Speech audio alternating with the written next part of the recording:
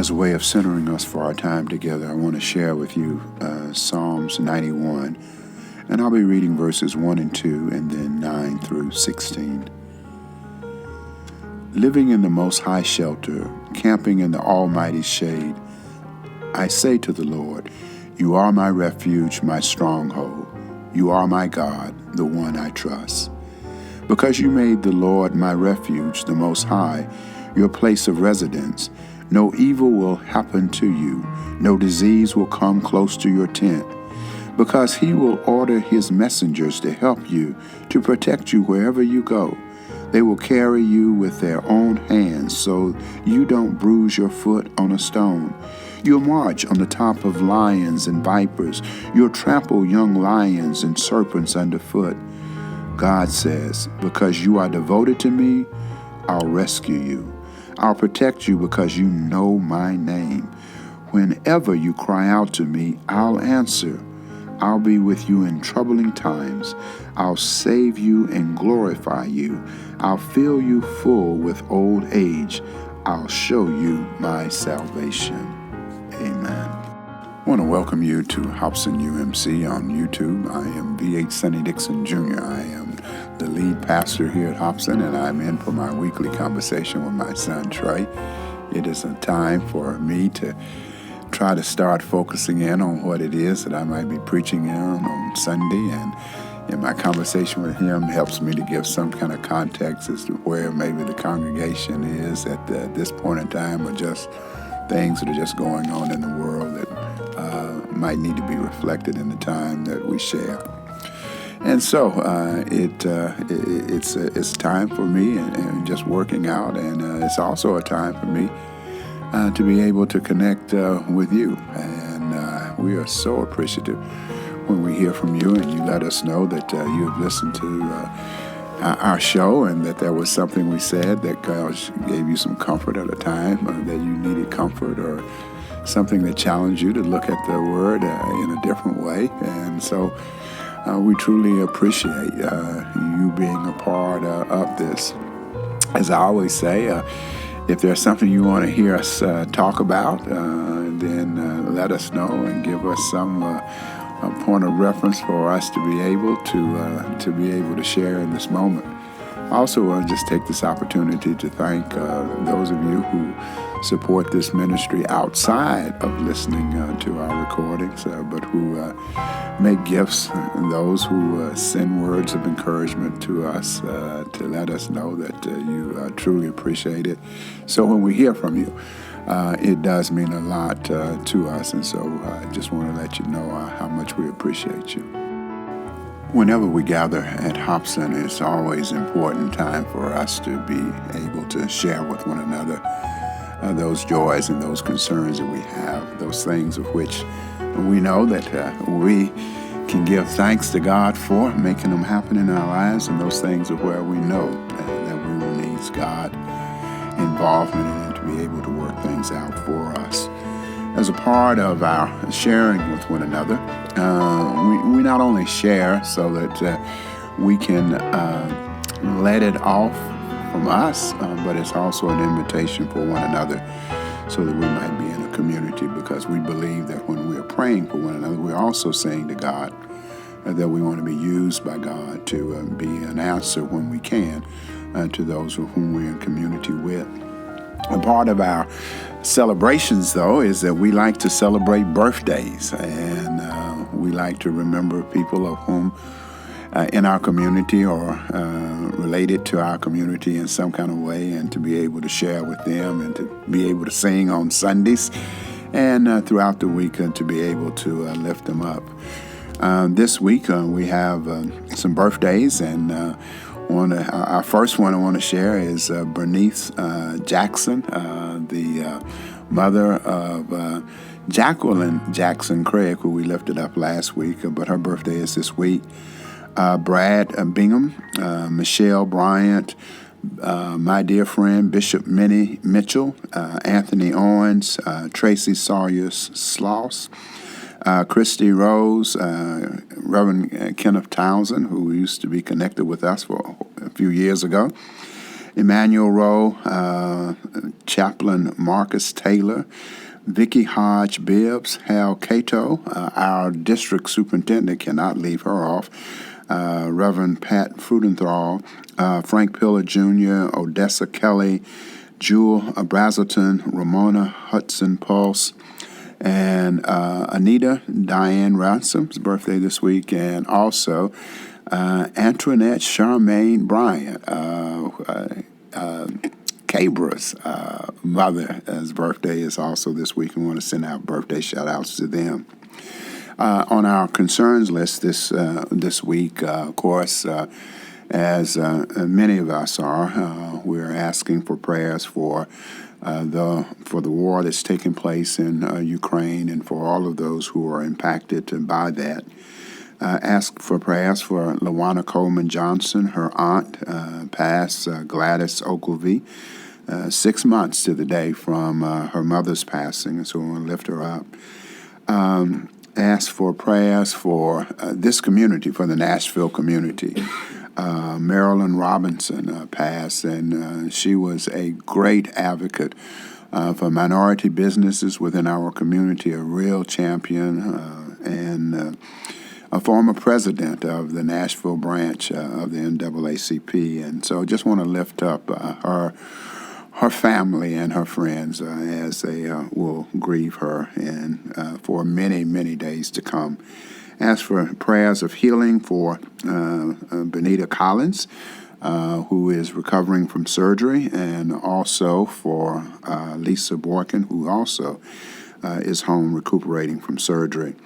Ask that you keep in your prayers Cassandra Hughes. This week is the anniversary of her son Antoine's death, and so we just ask that you lift her up. And also Catherine Pillar, as her husband's Charles' anniversary of his death is this week. As I say, if you have those that you want us to be in prayer for, want me to be in prayer for, please send them to me. You can text me, send it to me on email, you can call me, however it is that you get in touch with me. I just want to encourage you because we do believe in the power of prayer in this place and the power of intercessory prayer for one another. Amen. Our reading for this week, which is the first week in Lent, is from Luke's Gospel, the 4th chapter, and I'll be reading the first 13 verses, and I'll be using the Common English Bible translation. Jesus returned from the Jordan River full of the Holy Spirit and was led by the Spirit into the wilderness. There he was tempted for 40 days by the devil. He ate nothing during those days, and afterwards Jesus was starving. The devil said to him, "Since you are God's son, command this stone to become a loaf of bread." Jesus replied, "It's written, people won't live only by bread." Next the devil led him to a high place and showed him in a single instant all of the kingdoms of the world. The devil said, "I will give you this whole domain and the glory of all of these kingdoms. It's been entrusted to me, and I can give it to anyone I want. Therefore, if you will worship me, it will all be yours." Jesus answered, "It's written, you will worship the Lord your God and serve only him." The devil brought him into Jerusalem and stood him at the highest point of the temple. He said to him, "Since you are God's son, throw yourself down from here, for it is written, He will command his angels concerning you to protect you, and they will take you up in their hands so that your foot won't hit by the stone." And Jesus answered, "It's been said, don't test the Lord your God." After finishing every temptation, the devil departed from him until the next opportunity. This is the word of God for the people of God. Thanks be to God. Well, Trey, we are in the first week of Lent, and I think when I finish with my little part, we'll talk about that. We'll talk about that a little bit. we always kind of start off Lent with this story, the story of Jesus after he has been baptized and he has come up out of the water. We have heard in all of the accounts that he has been called the beloved. He is the one, the chosen one. And it says that immediately after that happens, and he is returned, that he was led by the Spirit into the wilderness, where he was tempted. Now, I have to tell you, this is one I have always struggled with, because there is so much information that I would like to have to be able to put it into a context, because all of the context that growing up and the things that I hear, the things that I wanted to see happen, that's just not what happens, or what I want to hear happen once I have been claimed or named as being the chosen one. I mean, who wants to be number one, and you get elected and you win an office, and the first thing you want to do is you just want to go and celebrate with everybody. You want to have a big celebration, and have all of the people around you and begin to kind of plot out what it is that you're going to do and going to be about. But for this, it says that Jesus goes to the wilderness, and what is particular, something that just always was that he was led to the wilderness by the Spirit. Luke, in fact, says that he was full of the Holy Spirit. I mean, in our context of thinking about being full of the Holy Spirit, I mean, it is a high moment. And at that high moment, he is led to a point of going off and being by himself. As I say, I struggle with that. At least I used to struggle that when I was reading it in my younger years. But I have come to appreciate the importance of what happened for Jesus in that moment where there are all of these kind of peoples who had heard what had happened. In some cases, the rumors that were beginning to go around about this one, and people beginning to seek him out. John talking about him.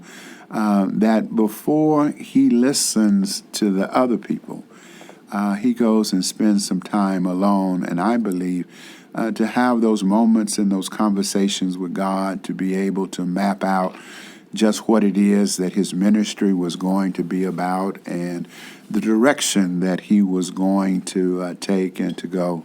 I think the putting of this at the beginning of Lent was probably the time that when he was in that wilderness that God spoke to him and said, that ultimately the path that you will take will be the path that will take you to Jerusalem, and will be and share with him how his ministry and how his life on as a human would live in all of the suffering. And so that moment and that time of preparation, I think that is a key point for all of us, that all of us need to spend some time and some quality time without the distractions of anything else to talk with God about the direction in our lives. I cannot say enough about how important it is for us to take our own personal retreats, our time of being able to be centered in the grace of God and allowing God to be able to speak to us, for us to have that clear direction for us. But not only is it important for us to have that time of conversation, I think it's also important for us to have those times of being tested. Now, we don't like to think of, the fact of Jesus being tested, or the fact that maybe God let him out to be tested. But it is in that testing that we are able to truly affirm what it is and who we are made of in those moments. In this, and I think in looking at, and I'll probably look at the three temptations, says he received three temptations from the evil one. Now, whether or not I'm not one of those who believe that God sent the evil one to talk and to tempt Jesus. I mean, he knew probably that they were coming. But the reason I don't think that God sent him for that particular purpose is because the temptations don't come until at the very end of the time that Jesus is in the wilderness. Jesus is on his way out at this point. He has gone through his 40 days, and we know the number 40 is significant for us, and those of whom study the Bible. And so he's at the end of that time. And at the point of where he has heard and he's got clear direction, and it is that time that the devil comes after him. I know out of my own life experiences, it's when I have listened to God, and God has told me what it is that it is then that the devil uses that opportunity to come and to offer me some shortcuts of being able to get to where God has promised me to go. God has said, I've got this for you. But the devil comes and says, look, yeah, he told you that, but I've got I got a little better route for you to be able to go, and you can get there a lot quicker. Because if God was going to truly give it to you, then God would have just given it to you. You wouldn't have to do anything, but you just have to be able to receive it. And so is in that temptations. That Jesus has, that I think we and ourselves have to look. And when I look back over my life, I can see where those temptations and those tests were very prevalent for me.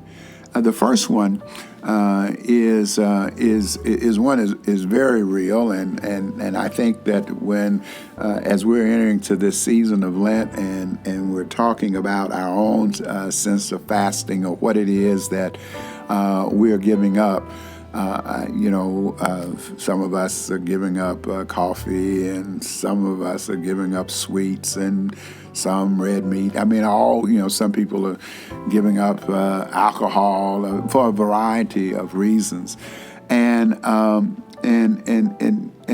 can imagine, and I know in my own experience, of giving up coffee, I can't wait until those 40 days are over, and that Easter Sunday morning, and loading up on all of the things I have deprived myself of in the 40 days, realizing that what I had given up, that I gave up something, but I didn't do what I was supposed to do, and to consider what it was that I was supposed to take on, that I was all about me and all about satisfying myself. So when the devil tempts him at a point of being hungry, and having not eaten or had anything to drink for 40 days, who would have blamed Jesus for saying, "Oh, okay, well, shoot, let me go ahead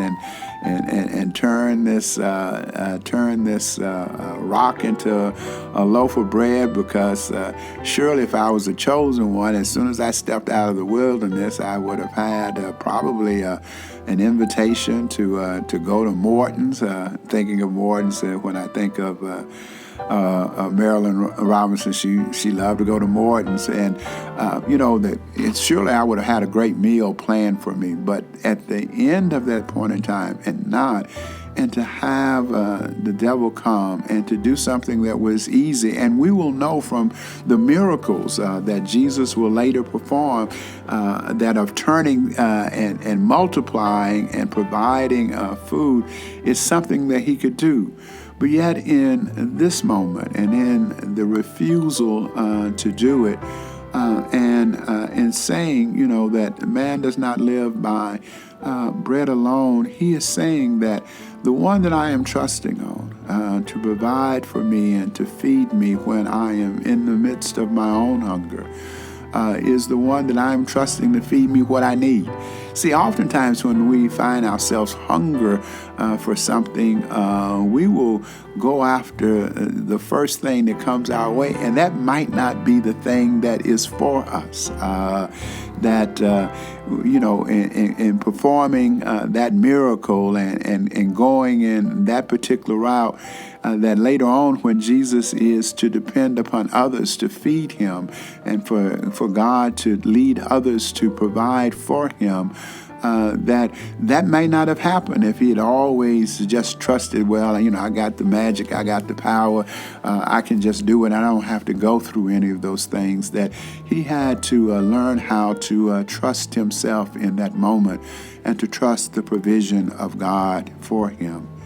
Later it says that he, in the second temptation, that when the devil goes after his ego, and he's saying, look, you supposed to be all this, and you are supposed to be the one who's in charge and the one who's supposed to be over everything. Look, you don't have to go around here and be trying to convince people and talk a good game or whatever. Look, all you got to do is say, you with me, and I'll give all of this to you. He shows him all of the kingdom that, he probably, pulled it up on what's this, maybe a TikTok or a Snapchat or whatever, Instagram or whatever. But however it was, he showed them all of the pictures and said, look, I can do this. You don't have to do like Putin and get you an army and go and invade and take over. All you have to do is to bow down to me, and I will make that and give that all to you. And I can, I can see, that here is yet another easy way out.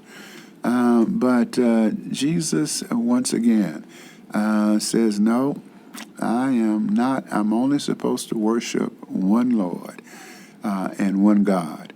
And that one that I worship will provide for me those things and provide for me all of the resources that I need to be able to accomplish what it is that I'm supposed to accomplish. And I am in no way going to put some other God before my God.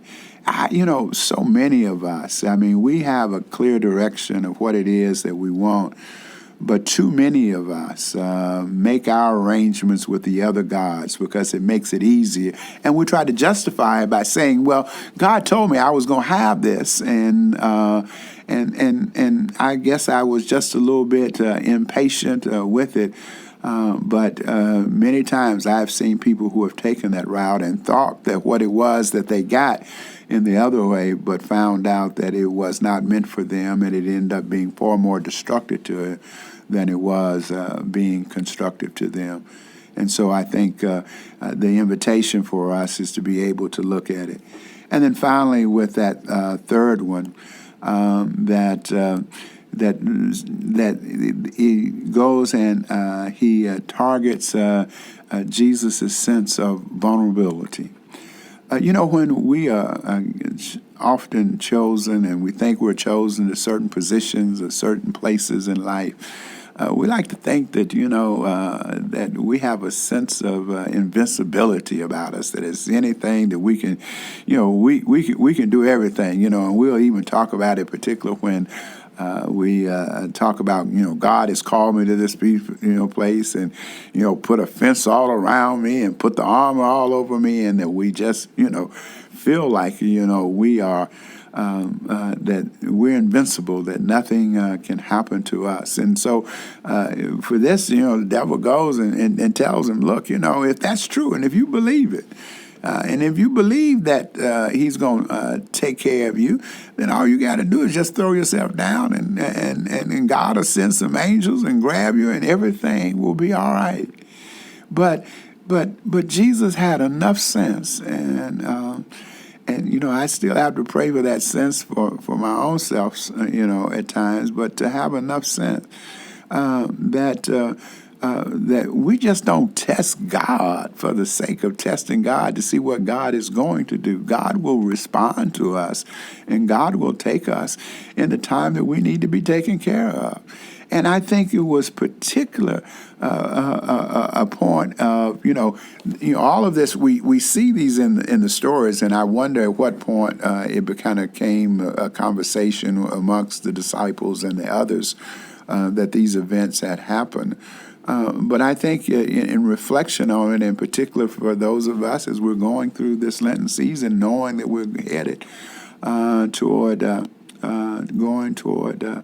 to Good Friday, is that that sometimes we are not spared the pain that we have to go through. Jesus was not spared. I mean, we know that not only did he his feet and his hands and his side, but ultimately he endured the pain of death. But it did not stop God for ultimately providing for him the ultimate protection for him. So I think it challenges us to relook at what it is that we mean by protection.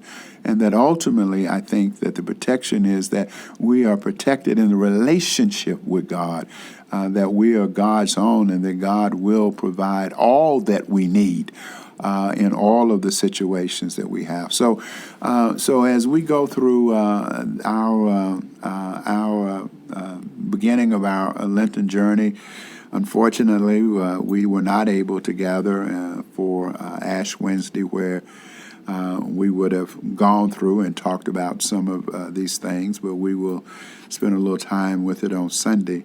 But we just go in remembering that Jesus and the choices that Jesus made, and that when we look at this passage, that we must remember that this is a story about Jesus. It is not a story about the devil. It is not a story about the temptation, but it is a story about Jesus' commitment to be who it was that God had called him and created him to be. And it is my hope that from the message on Sunday that we will find both the boldness and the strength that we all need to be like Jesus and to live into our authentic self, trusting Jesus. And sometimes that means that we make choices that the world might not make, but we make them because God has created, and we live up to the expectations of God. So look forward to sharing on this on Sunday. Amen. Well, Trey, how things going? Oh, things are going pretty good. How things going with you, man? Things are going well. I was thinking about this passage on yesterday, and also thinking about the beginning of Lent, and was talking to a couple of people, and they were saying what was I going to do for and giving up, and of course one of the things I decided to give up was coffee, and so this morning, of course, I made my stop, and I got me a donut and Mason a donut, and she got ready to pour the coffee. I said, "No, I'm off coffee for a while," and so she said, does it give you a headache? I said, well, hopefully, I maybe for the first 2 or 3 days, but then I kind of get from that. But the point of sharing that was that then I get to the house and getting ready for you to leave and go to work and get Mason and you can't find your keys. And all of the the frustration and you running around. I'm trying to look at some of the places I think, well, you didn't look, but going through that, and I could not help but believe that for I guess for most of the morning and most of the afternoon until later on, but I just kept thinking, this is just the devil. The devil done took and hid these keys and what is the kind of pack, and I was tempted at one moment because I fixed some coffee for you and you left the coffee and I was like, man, just let me drink some coffee. This is not a time. I don't need to be dealing with all this. I got to do all that kind of stuff going on. So and I think that, most of us, the temptations that come to us, are those things of where we want to go through the easy times. We want to hurry up. I mean, I would have, if I would have thought drinking a cup of coffee would have given me the insight on getting them keys so that, okay, all right, now we can get back to a peace, Right. And I was tempted, and had it not been for for Mason, because Mason was like, let's go. I mean,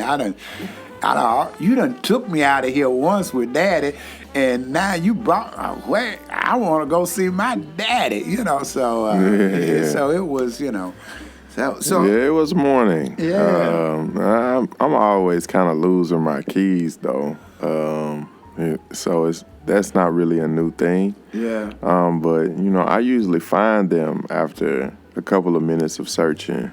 And so, once you get that pressure of you done looked all the places that you normally look and you didn't turn up anything, it's just like, oh man, what do we do? What do I do? And so I've done that, and I didn't have any kind of safety net and no blanket. Once decided that, hey man, you just need to take me so I can go to work and do those things.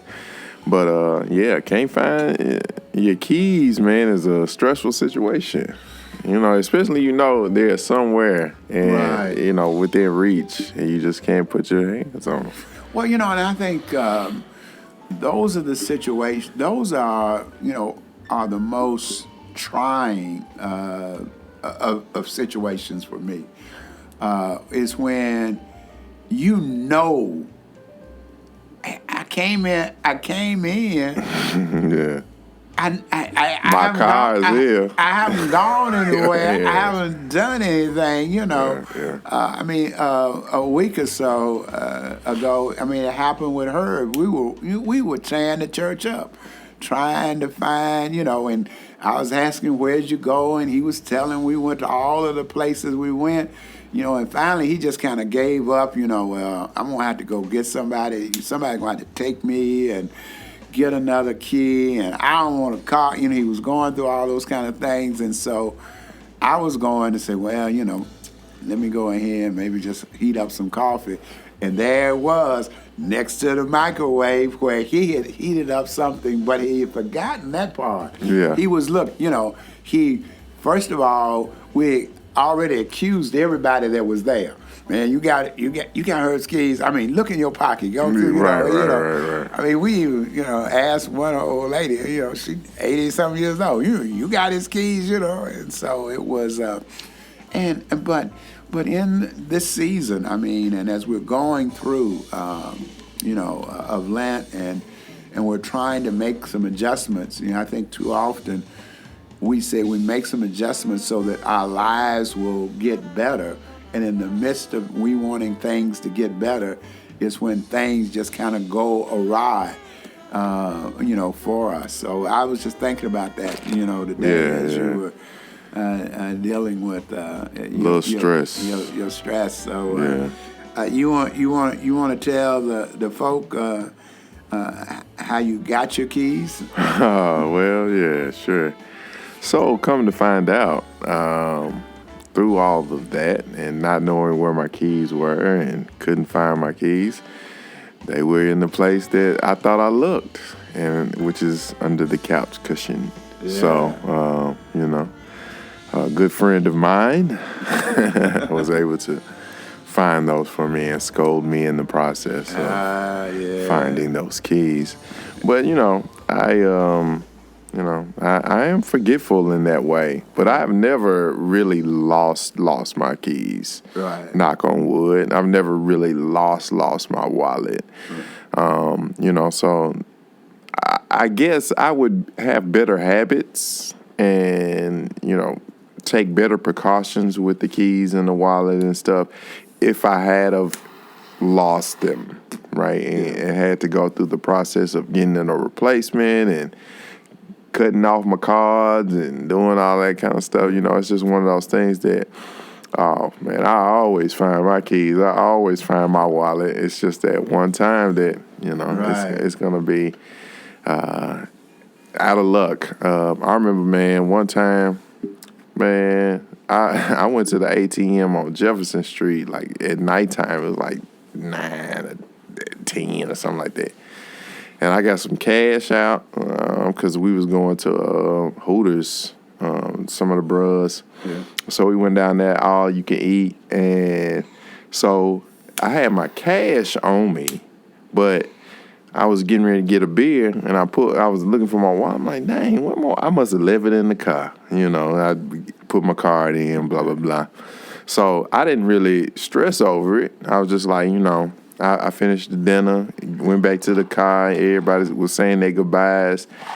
And, I got in the car and looked, I'm like, dang, where's my wallet? Nah, this is when panic sets in. Yeah. When you're like, nah, it's got to be in the car. So you cut on all the lights, move the seats, look everywhere.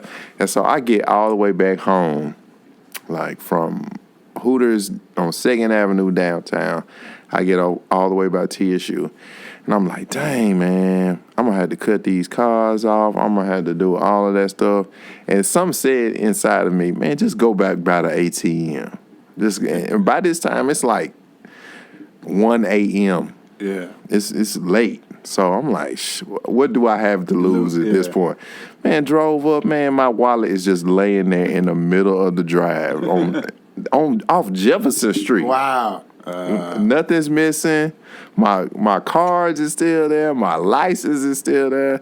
And I'm just like, man, that was, divine intervention, to find your everything. Like, because man, if you lose your wallet, man, you just out of place, man. You can't function until you at least get something back in your position. But yeah, that was probably the not anything as drastic as that, but probably mine was more senile.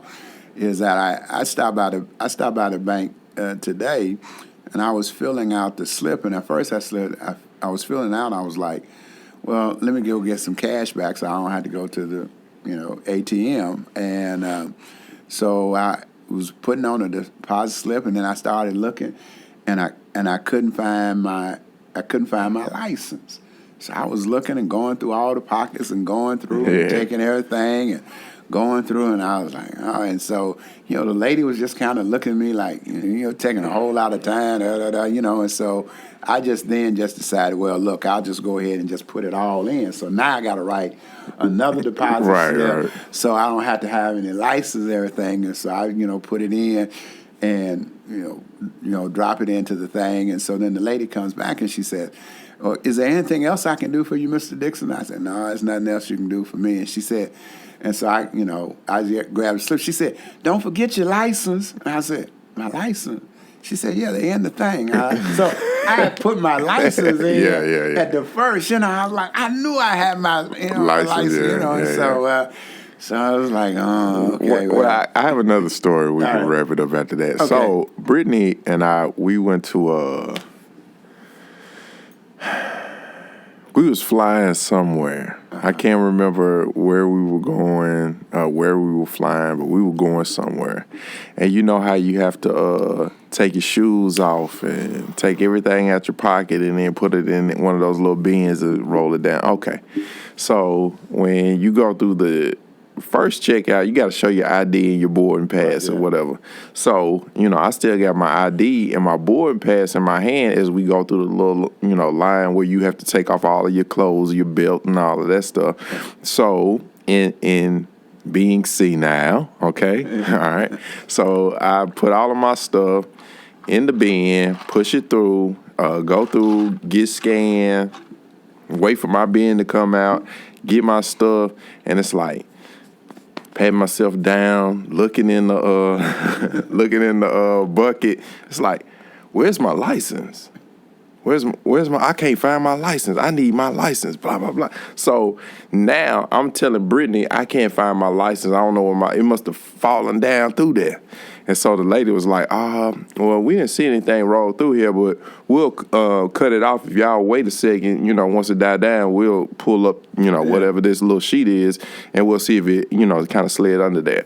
And so, we sitting there waiting. I'm looking through all of this stuff, and Brittany was like, how did you lose your license from there to here? Right. I was like, I don't know. I put it in the thing. And so now I'm putting on all of my clothes, right? So I put my belt on, and I get my left shoe. I put that on. I get my right shoe. It's like my license is sitting in my right shoe. Yeah. And so now the lady is finna hit the button to cut the whole conveyor belt off. I'm like, ma'am, here's my license.